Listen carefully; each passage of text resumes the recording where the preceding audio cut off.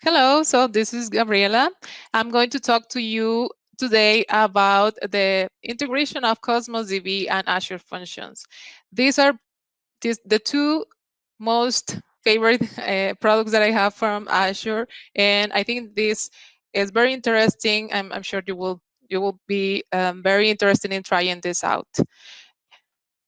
So a little bit about myself. I'm a senior software engineer. I've been doing software for about like 10 years now, and I love doing applications for cloud. Lately, I have been using Azure like 2 years, around 2 years, and uh, one of the most the things that I enjoy the most is doing serverless applications. So today I'm going to be talking with you about serverless applications and Cosmos DB, and I hope that this will be interesting for you, and also you will have some coding, of course. If you want to get in touch with me, you can follow me on Twitter, where I'm always sharing uh, things that I learn, things that I write about in Medium, and of course some things about the new products in Azure. So hopefully you get in touch. You can get in touch there, and in Medium, where I write about cloud too. So the agenda for today is of course, we will give a little introduction to what is Cosmos DB, just for the people that perhaps haven't had the chance to try this product. We will have a little a little bit about information in general about what is Cosmos DB. And after that, we will get into the talk about bindings and trigger, a little bit of concepts, just to have clear what is the difference between bindings and triggers, which is how we integrate Azure functions and Cosmos DB.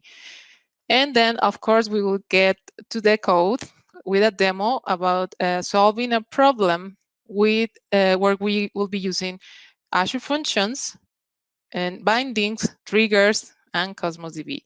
And lately, and last, we will talk about some advices that I have for you if you want to scale your application to, so you can be aware of what are the things that you need to take care of, or what are the things that you perhaps the challenges that you will have if when having this application in a higher scale. And so, of course, on read-on resources, if you want to get into more details about these two products, of course, I will share some other links and resources that you can use.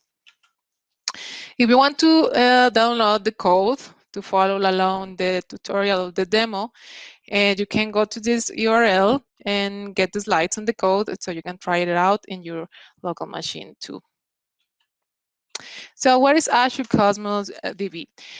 So first of all, it's a massively scaled database. So this means that you have the horizontal partitioning with the product of Cosmos DB for your containers, and this allows you um, to have always endless space for your data, so you don't have to worry about getting out of space for your data. So Cosmos DB takes care about adding more containers because of the horizontal partitioning feature that it has, and it's also a fully managed database. So also the infrastructure is fully managed by the provider, by the cloud provider, so you don't have also to worry never about how you need to provide or provision the infrastructure for the database. And last is the NoSQL database, which means that you are still going to use SQL, but is a non-relational database. So you have a SQL API, but is not relational.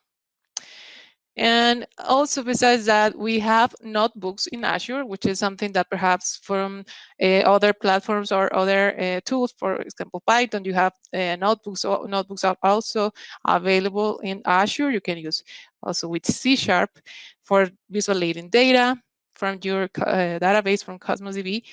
And you have also the serverless consumption plan, which is based on what you applications consume of the resources or request units from the database, it's still in preview, but you can start trying it out in this consumption plan. There is also 5 levels of consistency. You can choose between having eventual consistency and a strong consistency depending on the strategy that you want to follow. You will need to take care of how many time, what is the time of the latency time that you want to manage, depending of the level of consistency that you want for your application. But you can have also a level of consistency based on request. So you can select one level of consistency by default, but you can override that based on request. So that's very flexible.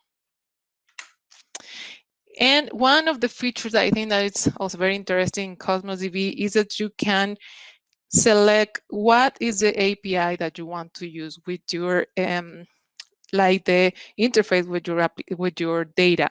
You can use the BSON documents format, which is for MongoDB. You can have key value pairs. For example, if you want to migrate data from Azure table storage, you can have also the table API. You can have graphs you can have a columnar schema, for example, to also for if you are familiar also with Cassandra, for example, you can use that API in your Cosmos database. And some other important features that we have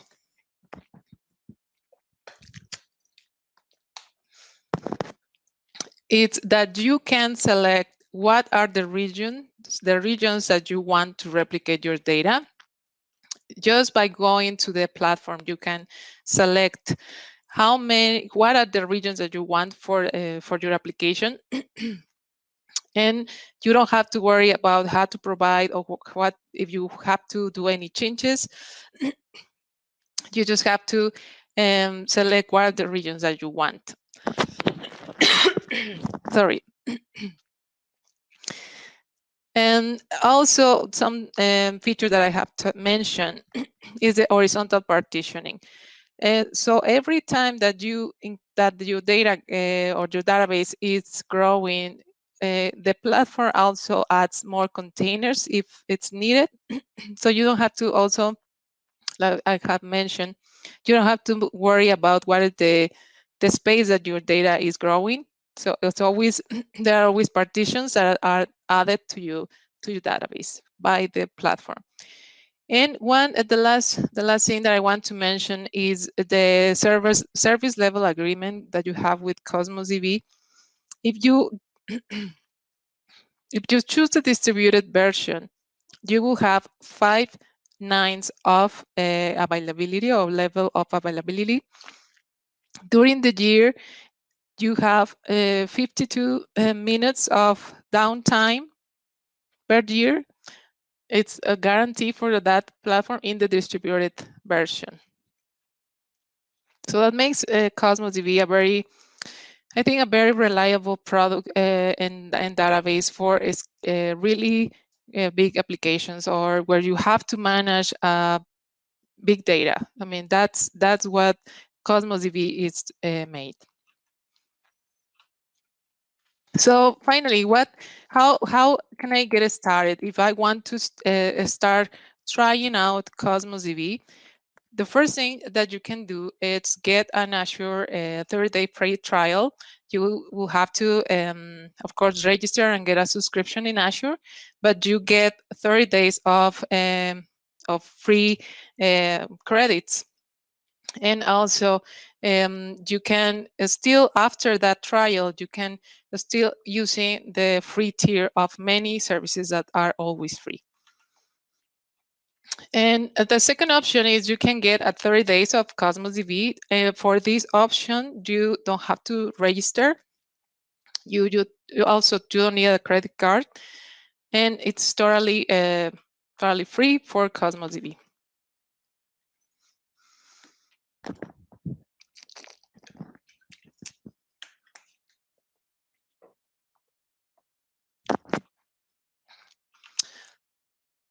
And for local development, this is also an option there that it's very useful when you need to develop an application and you are starting to know how to use the platform and the APIs that you have.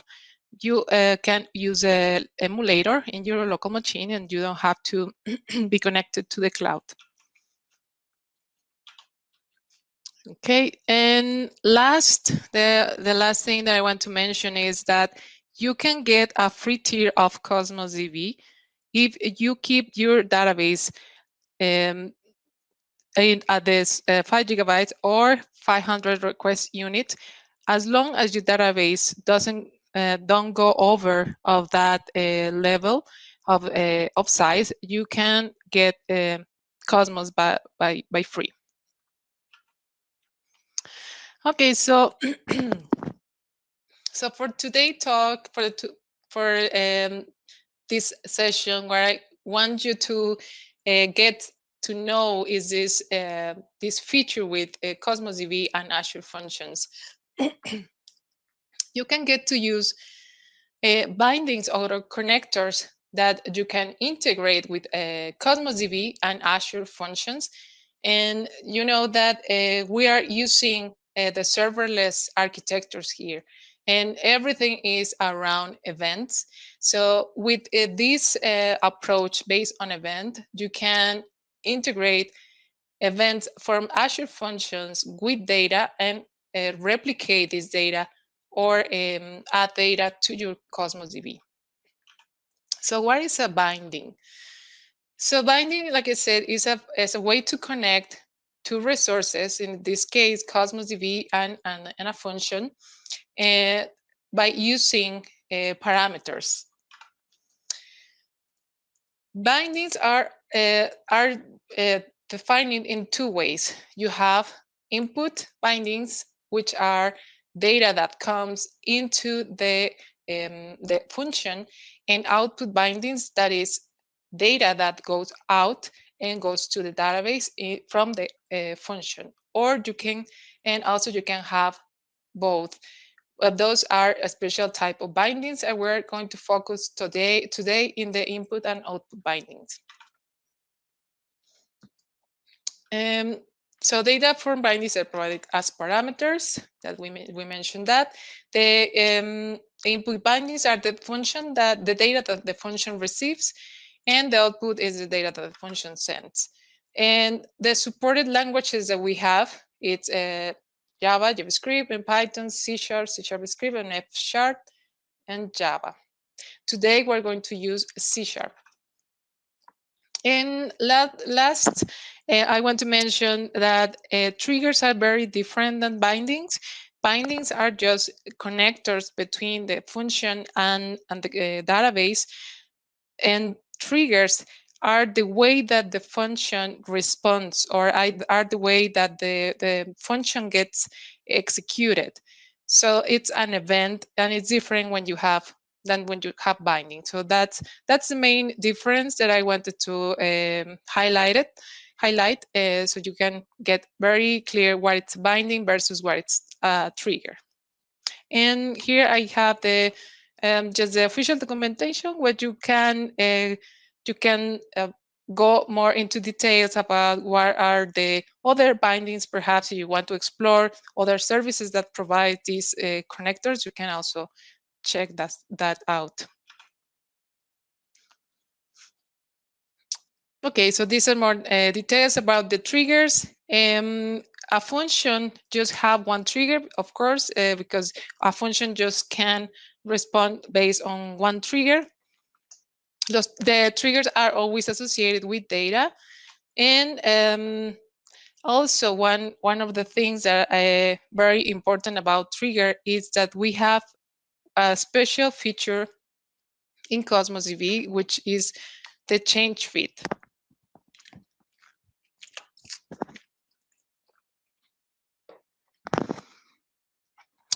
The change feed is one of the features, I think, very powerful from Cosmos DB. It's very similar to a transaction log. It's where all the changes that you have in your database, all the data that it's inserted or the data that it gets modified, it's get recorded in this feed. And this feed can be consumed by other services as well. And we're going to see how many applications and possibilities about using all the data that gets recorded in these feeds can provide for make the applications more um, we can create events based on the changes that we have in our data, and many other things that we can use in a lot of areas or types of application. For example, Internet of Things can integrate with this change feed. We can use other services that can react to the changes that we have in our database with base in this change feed. So it's very interesting. It's a very powerful feature, and we are going to use it today using the Cosmos DB trigger. So this is a diagram about the change feed and a little bit about how this change feed integrates with other elements like Azure functions. So we have here in this diagram, we have the database. We have some functions that have some triggers, and just very normal, a very normal integration. But what happens when the change feed records all the changes that we have in our database? It's a very similar flow like the one that I'm going to present. So first, there is new data um, that gets into that function, and then the function sends the data to the database. At this in the same order, we have the leases container. This is a new container that it's recording all the changes that we have in our database, and in the order that these events are getting recorded. I mean, this is something that is ordered based on how or when are these events occurring or these changes. So it gets the log of the operation in this container. This is a special container for storing just these operations. And this changes feed also responds or triggers these changes to any service that is subscribed to listen to the changes that are happening in our database. So we can integrate the change feed with more services, even different services besides Cosmos DB. So it's a very powerful feature that provides, like I said, endless possibilities to solve a lot of changes of the applications that are based on events. So we're going to take a very good overview about how the changes feed integrates when we are using Cosmos DB triggers.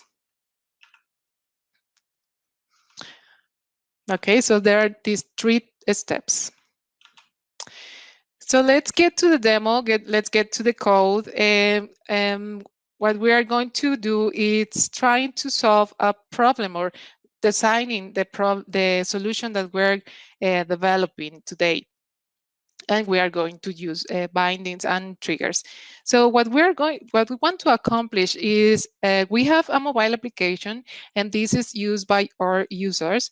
They introduce some data, and then they send this data to the cloud. They want to send them to a database, to our database Cosmos DB, and then we have to save that data, and then we want to provide, or we want to have this all this data available for another application. So that's the third requirement. And then we want to replicate the data that we save from our mobile application. we want to replicate this to another data container because we want to do some other processes with this data. So we have these 4 requirements. So let's see how we can use bindings and trigger to solve these requirements. So I made this diagram where I try to graphically explain how all the components could be integrated. And so first we have at the left, we have our user that is writing or sending data with this mobile application. And the data can, so in this case, I want to have the data in a queue. So all the messages or the data can get to the queue, and then from there we will be taking the data to insert that messages or that data that we're going to extract to our database. And we're going to use a special type of trigger, which is connected to the queue. Then what we also want is after we save the data into the database or into our container, we are going to provide this data using another function. This other function will have a special binding, which is called the input binding, which is what we talked previously. And this function will query our container to provide that data to other services. That could be a mobile application, or perhaps it's going to be an API. Could be different things. But we are going to use bindings to query our database. And the last part is that we want to replicate the data to another container. So for that, we're going to use a Cosmos DB trigger. So that means that every time there is a new data, the changes feed is going to be monitoring the new data, or the changes that we have to our data is going to trigger that, that data to our function, so we can replicate this data to our second container, because we want to replicate that and put that in another container for other services. So that's the solution that we want to implement today. So this is just the tools that we will be using. I'm going to be using some of the tools locally for development, so we can modify the code more easily. And there are some other that we're going to use in the cloud with Azure. So let's go to Visual Studio or Visual Studio Code, and we are going to create a new application, new Azure Function application. I have the Azure Functions extensions, which help me to deploy all the application to the cloud. So that's one of the things that we want to install in our machine, on a local machine, when we want to develop, for having all the integration gone with Visual Studio Code. So let's create our application. We're going to create a new project. Okay, and we select a folder that we want to use for saving this. And in this case, I'm going to use C#. And the runtime is going to be netcore 3.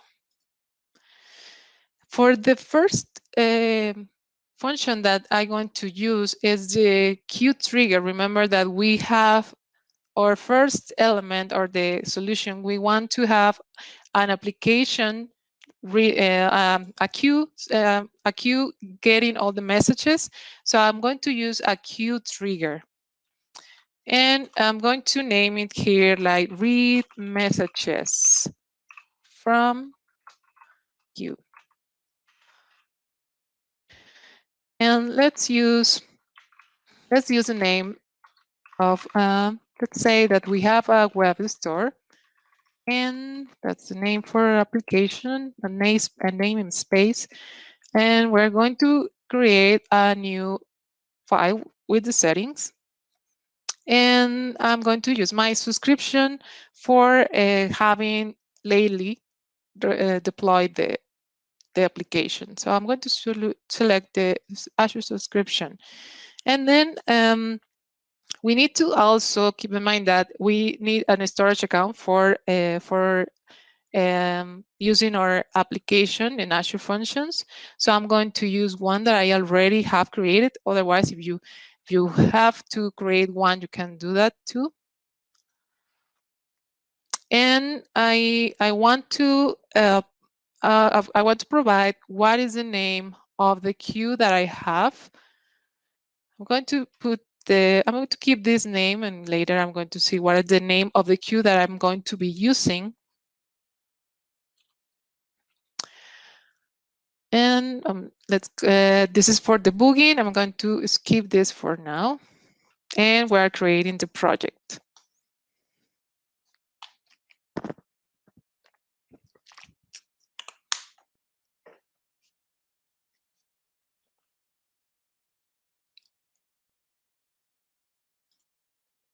Okay, let's wait a little bit.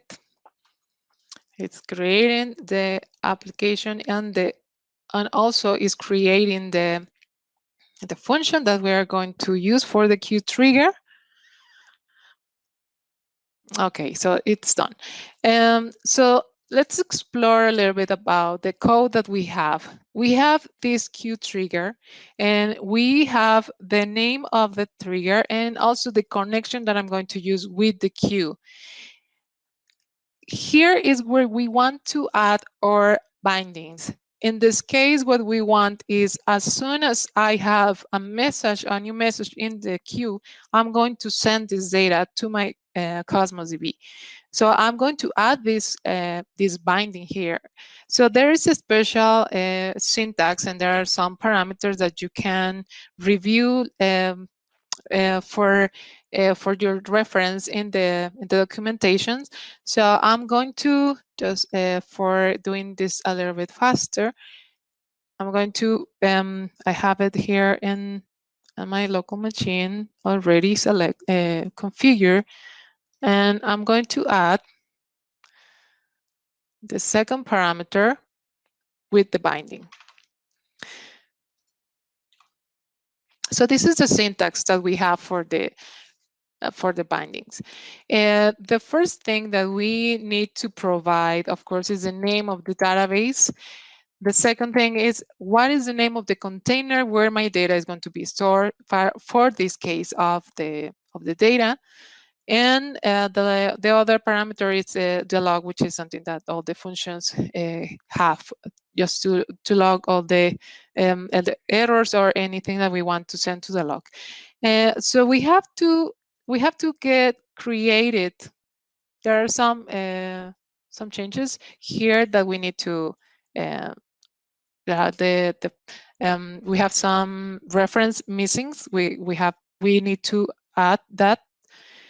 And let's open a terminal, and we are going to add now the package that we need for the bindings, because we remember that we are using .NET and .NET Core, so we need to add the packages necessary for having all these libraries or SDK from Azure Functions. So here's the name of the package.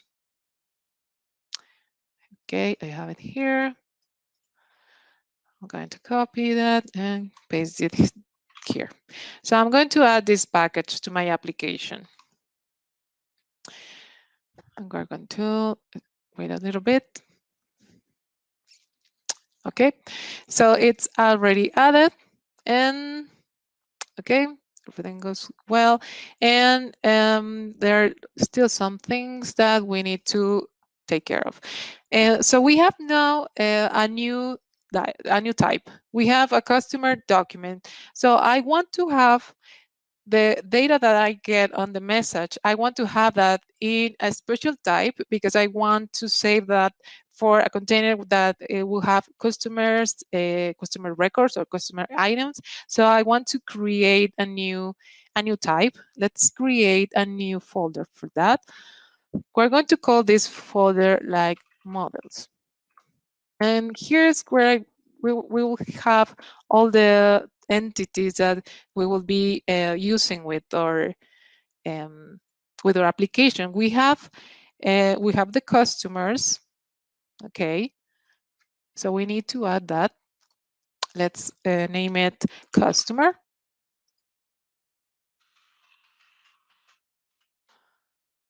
And I have also prepared the code for this, so we can do this very quickly. So my customer has these properties. It has an ID, of course, has a customer name, has an address, and the total amount of the, let's say that the customer is shopping, doing some shopping, and we want to save the total of amount of this shopping. And I also want to take or keep tracking the address of the customer, because perhaps I want to do some later, some other processes, and I'm going to also add an entity to save the address. So let's add also the address to our application. And it's just going to be something very simple for our case. Of course, this is just for demo purposes. This can be something that later you can add more properties. So of course we have also an ID. We have a type. Like I want to identify if the address is for perhaps for work, for house, etc. And I have the zip code of the address. Okay, so I have these two types that I'm going to use on my function. And so I need to add also the type here, right? Because I'm going to be using the type here. And so let me, I think we need to take care of some, yeah, the customer document type. Okay, I'm going to add it. Okay, it's a customer.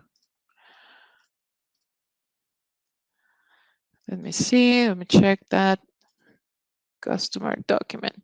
Okay, so I think I got, okay, here, this is the name of the parameter. Okay, okay.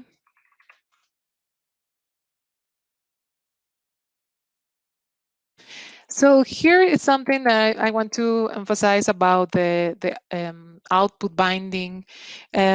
We are, remember that we mentioned that we have bindings, input bindings and output bindings. So this is the data that it gets sent out of the function, and we're going to connect this function with the database, so that it adds this new record in the database. Okay, so here's them. Now we have all the usings that we need, and now what we want to do is adding the settings to the application. We need two settings, one or two connections. One is the queue connection, and the other one is the Cosmos CV connection string. So those settings, I'm going to save them in my local setting JSON. Okay, and let me copy them just to make doing this quicker. So from the from Azure, you will get these two connections, and it's the queue connection. It's that it's where you will be creating, when you are creating a queue, you have a storage account, and from there you have the connection string that you will use with the queue. So this is the one that we'll be using, and the second is the connection for the database. So I have used both, and in this case I'm using the queue in the cloud. You can also use your the local emulator if you want, instead of using the one in the cloud, and without have to use yeah, a connection with the with a real service. So that's another way to work. So in this case, I'm trying to save a little bit of time to make the setup simpler. And so I have also the database created. So I'm going to show you. Let's go to the portal. And let's see a little bit about how the database is going to look. So we have two things that we want to accomplish. We want to save the data from our customers, that we are, all those messages that we have from the queue are going to one container, which is the customer container. And the other container, we remember that the third requirement is to save the same data that we already saved in the customer container, replicate that to another container. So I have created two containers, one with the which is the customers, and one for the other one, which I want to call shops, where let's imagine that we want to create a second one with this name. And this is a database.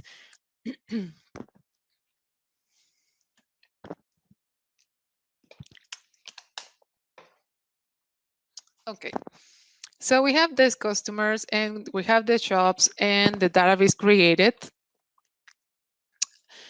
Let's go back to Visual Studio Code, and we want to read from the queue and then save it in the database. So let's try this. Let's add this code. I have it ready here. Okay, let me just copy that.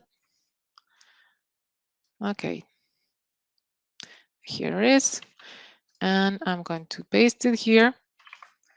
So what we want to do is saving my message into a new item, which is the customer type, and I'm going to change. Still, I need to change the name for to make more sense. For example, we're saying that this is a customer, so I'm going to name here the customer message. And the second thing is I'm going to use the setting that I have added to my local setting, which is the connection to the queue. So let's copy that and put this on the connection parameter. So it's a queue connection, and then I'm going to change the name of the queue. Also, the queue in my case, let's take a look at the platform in Azure. What is the name of the queue that I'm going to be using? I want to show you, perhaps it's going to be easier here. I want to show you the Azure Storage Explorer, which is a tool that you can use for the Azure storage account. And you can use this with the emulator. So you can either be using the real queue in the cloud, or you can create one locally. So in this case, I have one in the cloud already, and this is the one that I'm going to be using for this application. So it's called Web Store Queue. So the Web Store Queue is the name that I want to change here in the parameters. It's Web Store Queue.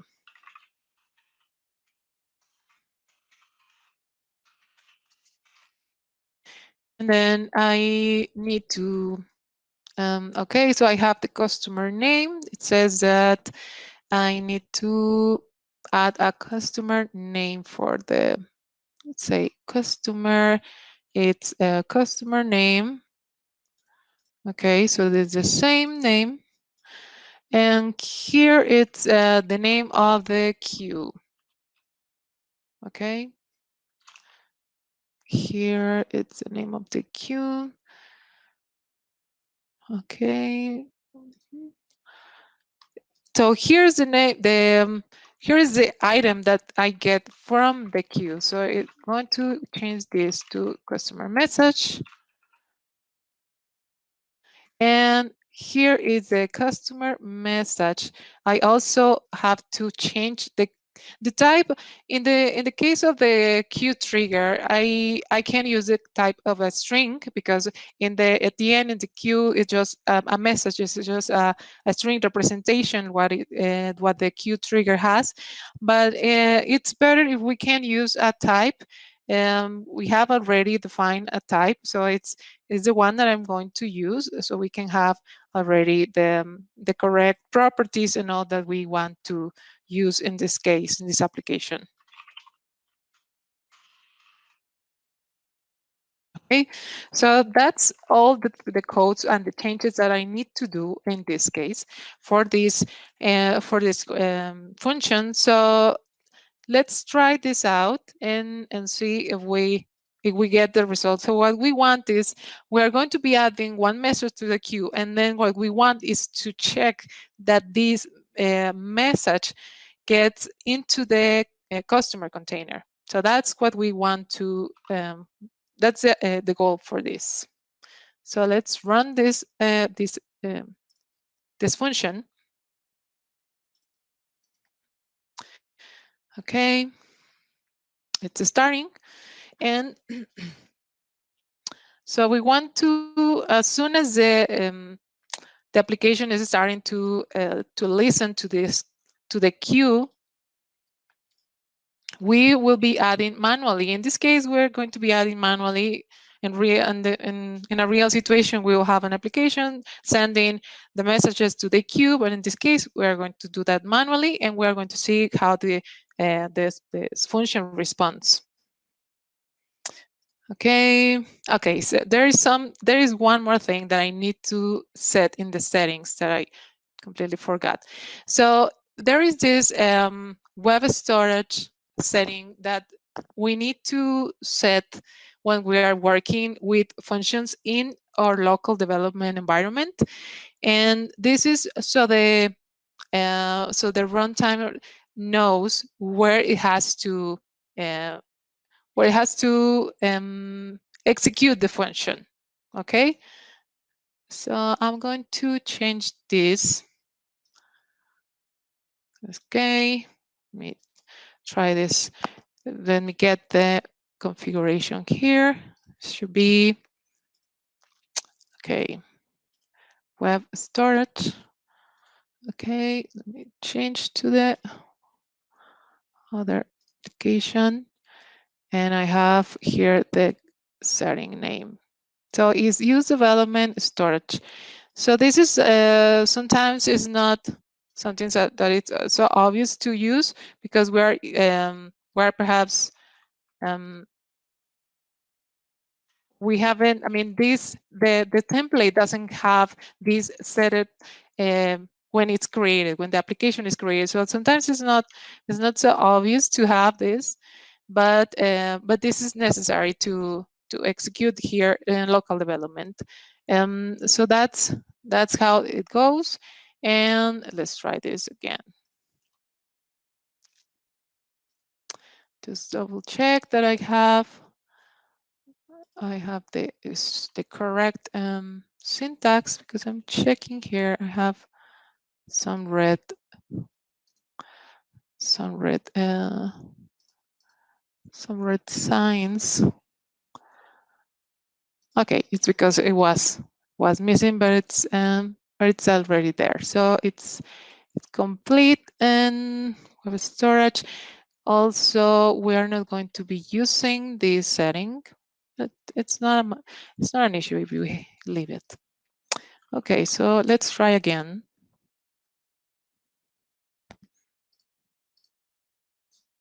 Okay.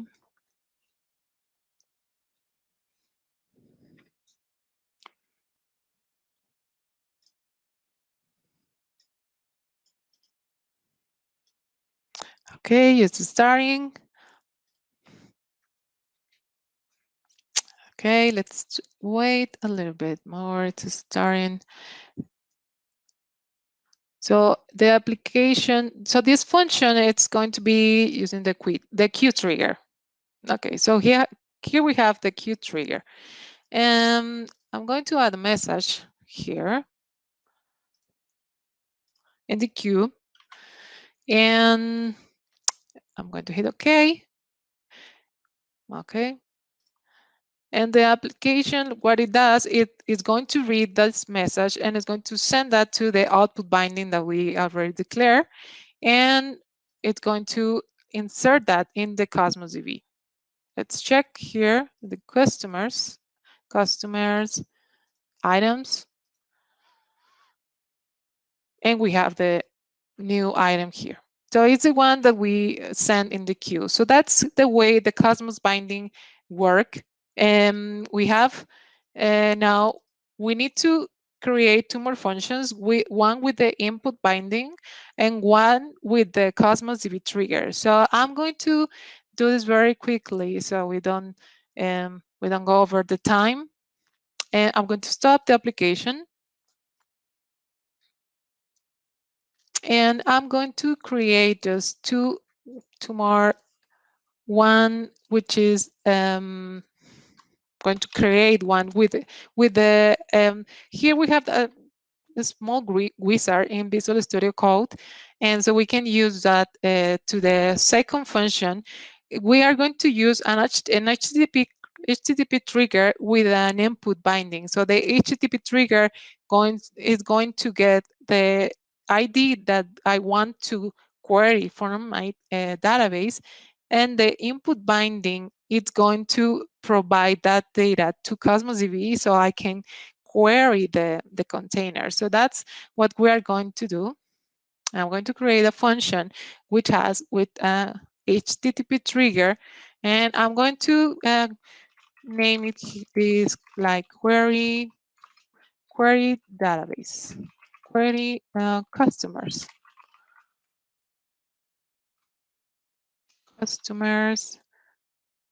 okay. And again, I'm going to use the same namespace, and it's going to be anonymous because we're not going to be using any authorization or anything for this message for this function. And here it's the code that the wizard has. So I'm going to copy again the one that I have for the application so we can do this very quickly and see this working.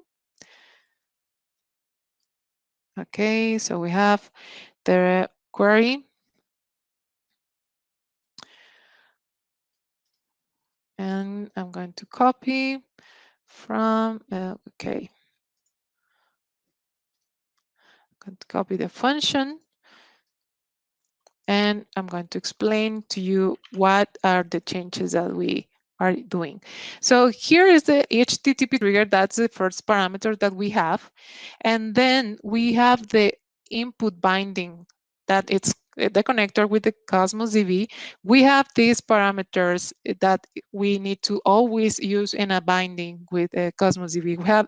We of course need to provide the database name, the collection name, the connection string setting, the name of the setting that we use for the connection string. And one important thing is the partition key. In this case, I haven't talked in much details about partition key, but it's something that is it's also very important. I'm sure that you will read about this if you start using Cosmos DB. When you create your container, you need to define what is the partition key that you want to use. And that is very important because when you are scaling, when your data it's going to be a scale, or you will of course the platform is going to create more partitions, and based on this partition key it's going to create more containers. So you will want that your request units are evenly distributed across your partitions. So if you choose about partition key, it's probably that you won't have that distribution, that evenly distribution.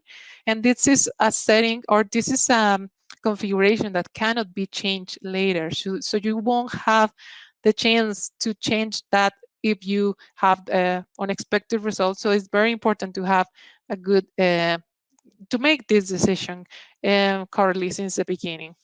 So that's the one that we are using here also in the Cosmos DB binding.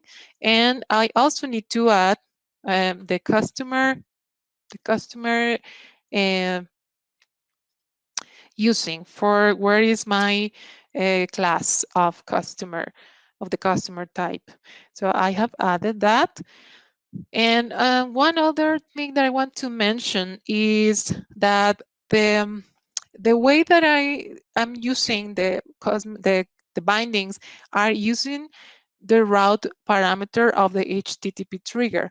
You can also use the query string if you want to use the query string instead of the route. And these are, I think, the most common ways of using the Cosmos DB input binding. But of course, I have included in the slides the links to the documentation where you can get more details about how you can, other ways that you can use the input binding. So what we are doing is just we get the ID that we want to query, that we want to check if they exist in the database, and just what we want to return is a not found error, or we want to return the customer item that we find in the that we found in the database. So that's the only thing that it's doing this function.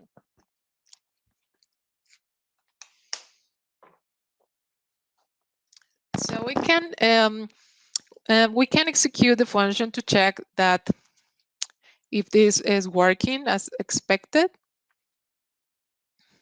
Let's do that. And what we need is just doing using any REST client or HTTP client to query this, to query or to make a request to the function. So that's what that's the way that we need to do for testing this function.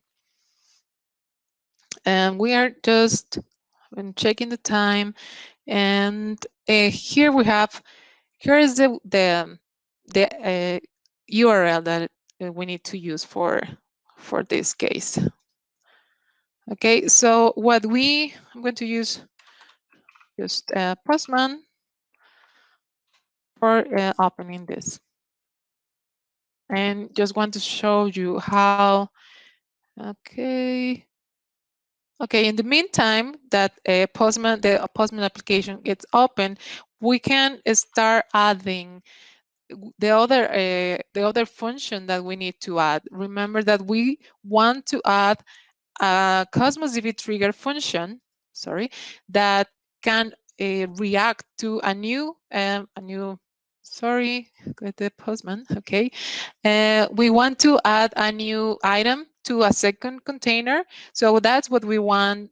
That's what we want the Cosmos DB trigger for. So the Cosmos DB trigger will respond to the new customer and replicate that data to the other container that we want. Okay, so that's the idea with the last function that we need to create. So I'm going to create the function, and then we can check both functions how this are working. And just to save a little bit of time, I'm going to create a function, and I'm going to select from this list the Cosmos DB trigger. And I'm going to put just, let's see, replicate data to container. And again, I'm going to just use the same namespace.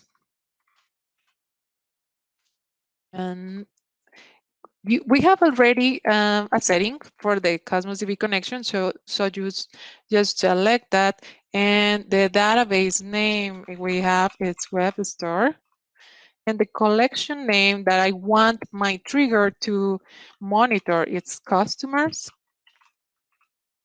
correct? And we're creating that.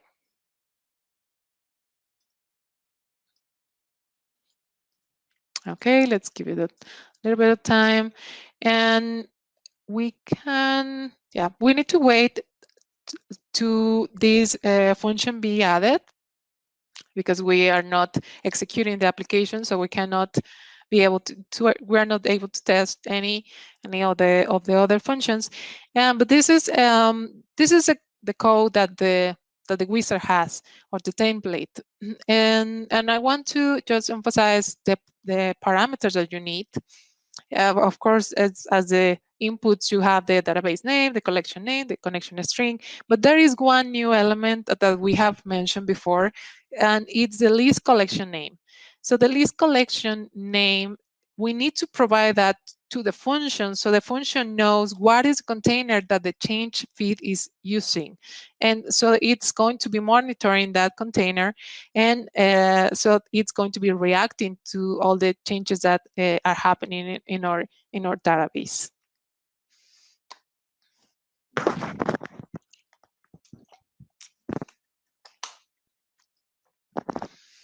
So I'm going to again, I'm going to save a little bit of time. I'm going to copy the code that I have already set up and explain to you what it does. And okay, so I'm going to copy that, and let's go over the code.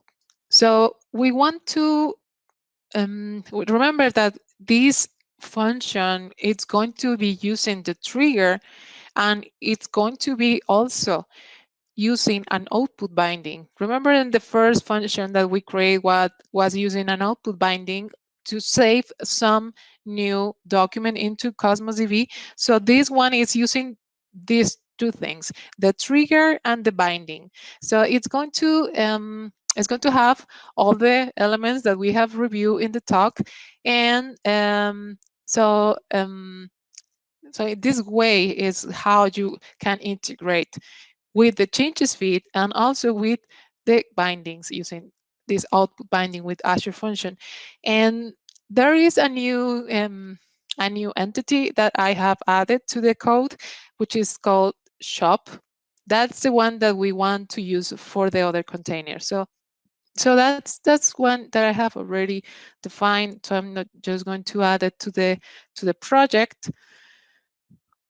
And we will do this very quickly. And I have called this shop. Let's say like we have different stores, and we want to add this this new entities or these new items to our database. And then we need to add, of course, some usings that we have for the types. And we have another one here, the threading task, because in this case, the function can receive a list of documents that have been inserted or modified in our database. So it can be just one, or it can be more than one, and it's going to be inside of this list. And of course, we want this to do in an asynchronous way, to make it more, yeah, instead of blocking all the execution, where the execution flow, we're going to be using an asynchronous way. And so I have added a task for the for adding all the items that are added to the customer container. Those are being replicated to the shop container that we have, because we remember that we have two. So this is so this will be adding uh, the data to the other container. So we have complete the functions using bindings and triggers. And so we can take a look of the code of how this is working.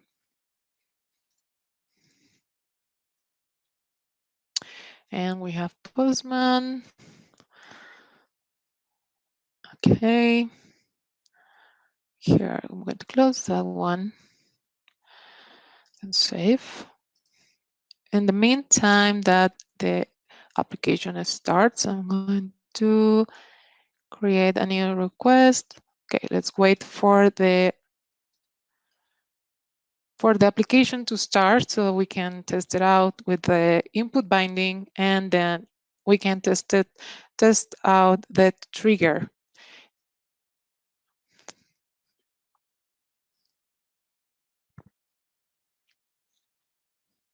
And it's starting, and what I'm going to do is I'm going to copy the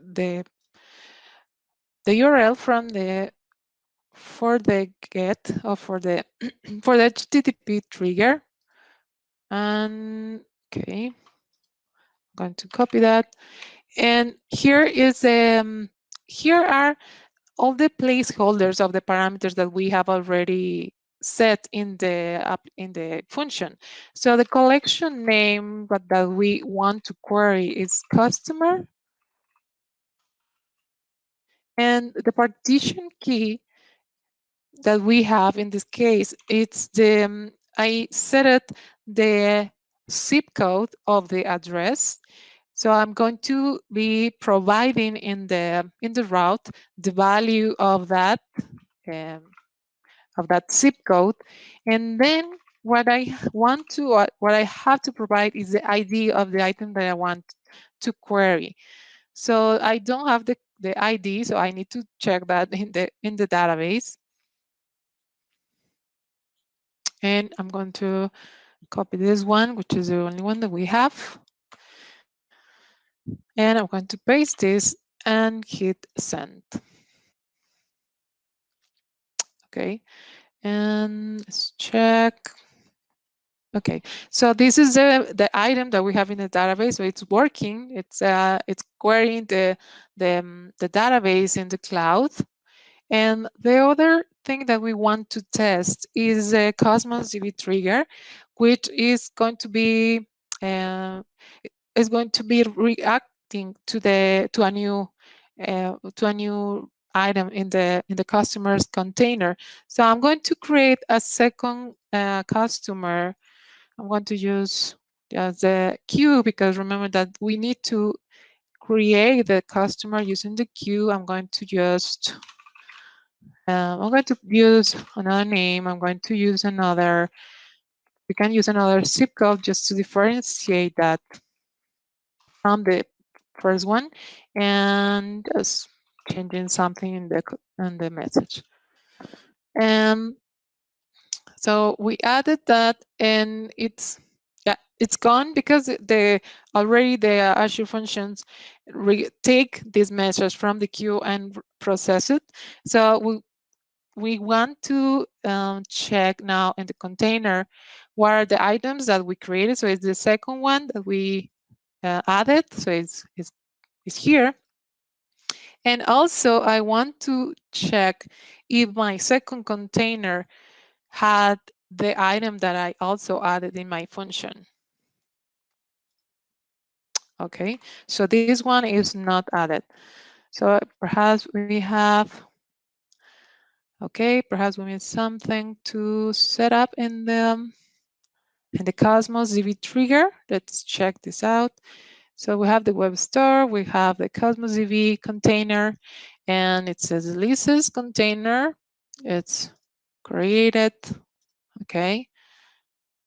So it seems like it says so trigger inserted one document, and then we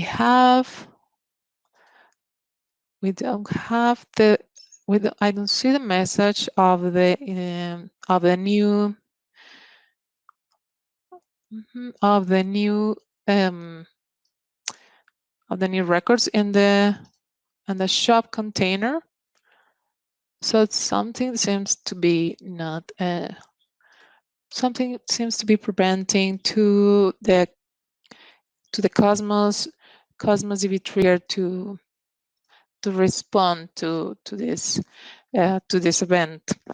Let's going to try to check if there is any problem in the code.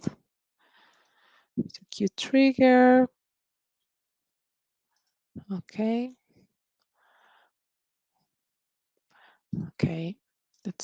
We can add a breakpoint here just to see if yeah, if the message, if the function is getting executed.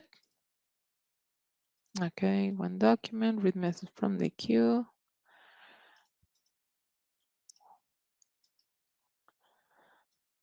Because it's working, but it didn't add any queues, any items to our container. So let's try to, we're going to add one more message, and let's try different week, and we can leave the other. Okay, let's change this.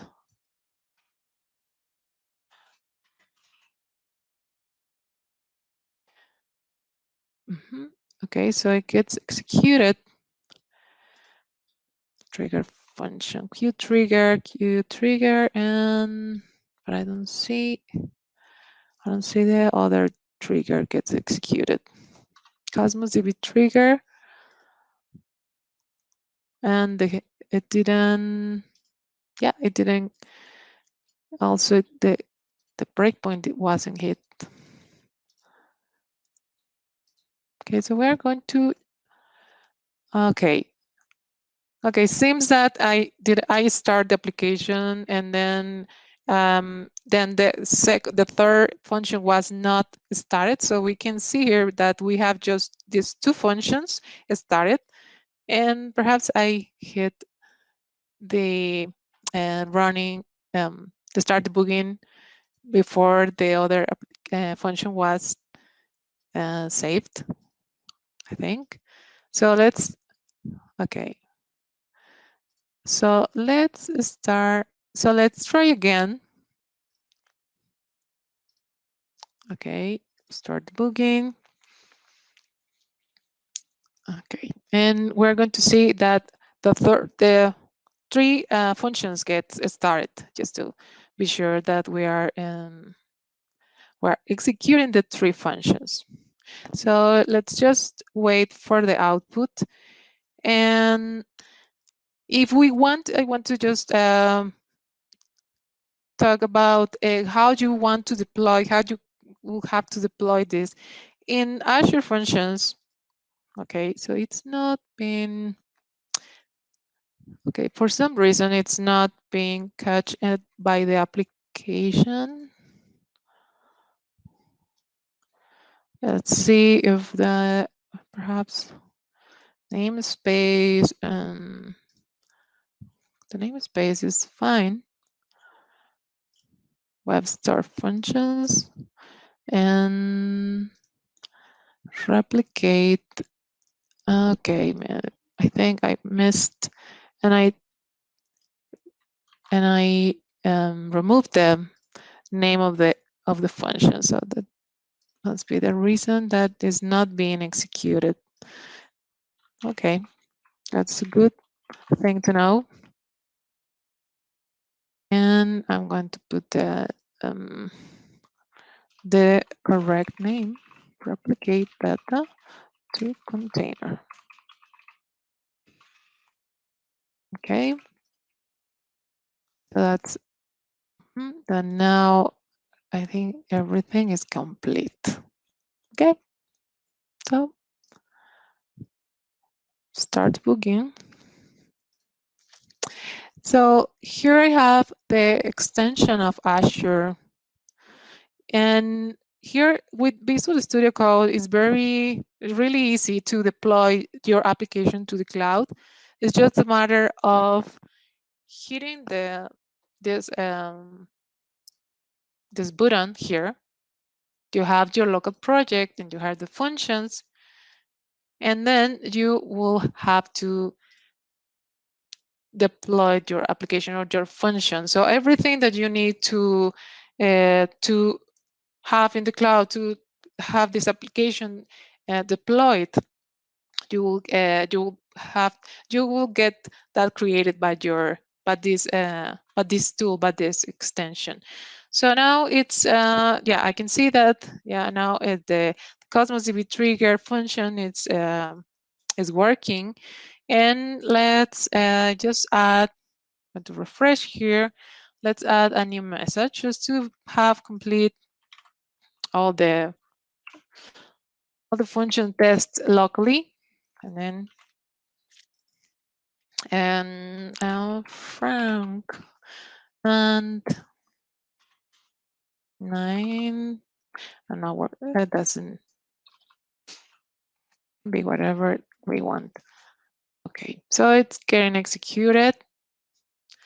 Okay, first document, and then it's executed the other function that we have with the Cosmos trigger, replicate data to container. So that means that finally we have all three functions working. And what I don't see is the other messages. Okay, it's here. Documents modified. And let's see just in the portal that we have added something in the other items in the other container. So we have, we have this one new. So that's the way the Cosmos DB trigger gets, is using this changes feed mechanism are feature that we have in Cosmos DB. So it has endless possibilities. I mean, we have a very little time to talk about all the possibilities that you can have by using the change feed. And I want to use the time to talk to you about some advices for managing and scaling of these applications, but because I think these are very important to have. So one of the things that you need to keep in mind is that all the Azure Functions application have some limits already, some limits that are defined by depending on the plan that you have your application, the tier that you have in your subscription have have different limits. I'm sorry.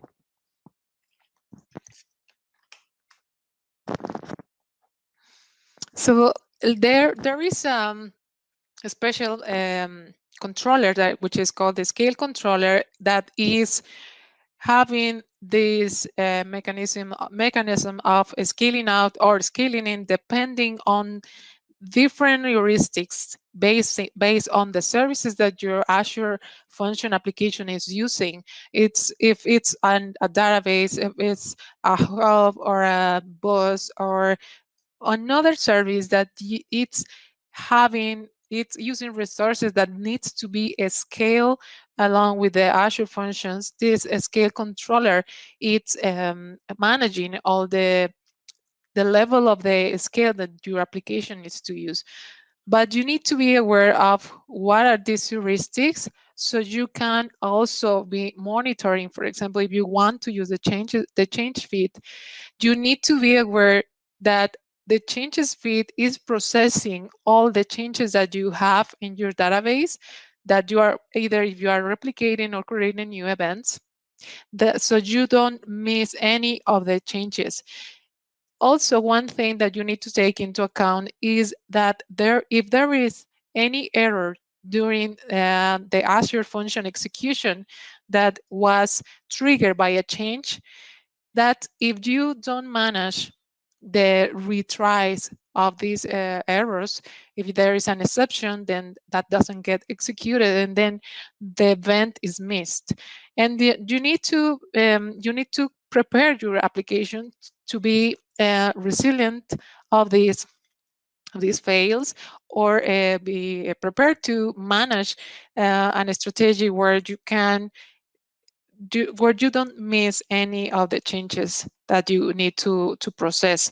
And also you need to take, perhaps you need to like think about what are the execution limits that are better for your use case, because you don't want to overuse or having throttle scale that it's not good for your case. So it's something that I'm sure that this is a subject that needs to be review it with more detail, but I want you to know, I want you to explain this so you can be aware of these challenges that you need to take care of when you are using the changes feed with Azure Functions. There are different strategies that you need to add to your applications for having these scaling in a good way that doesn't give you any missing data or unexpected results.